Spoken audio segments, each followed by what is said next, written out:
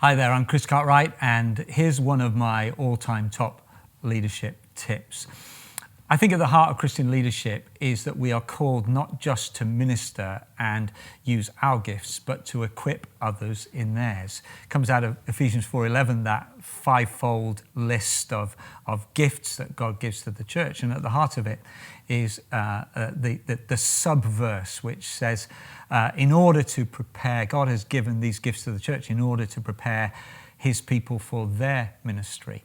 It's a thing that leaders often easily overlook, that actually the body of Christ, the local church, is not meant just to be a factory production line for leaders for the local vision, mission of the local church, but rather to equip people to live for Jesus in all contexts and in the wider mission of the global church.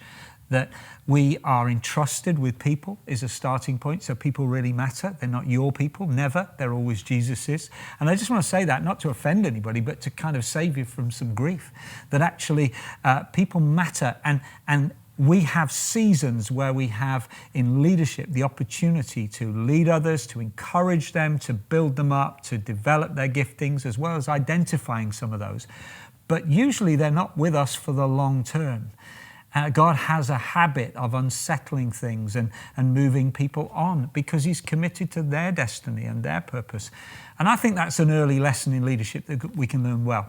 One of the best ways that you can ensure that that's embedded into your church community is to start an equipping journey, is to commit yourself to being an equipper, to being an encourager, a Barnabas.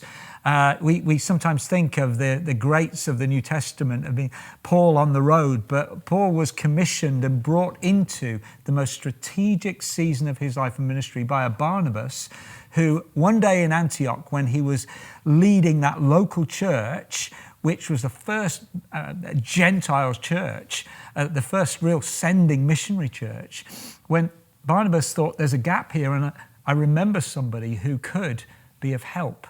And that person, Paul, was a difficult man. He was a challenging man. He'd been too hot to handle 14 years earlier in Jerusalem, but Barnabas went and got him. And he began to work with him and encourage him.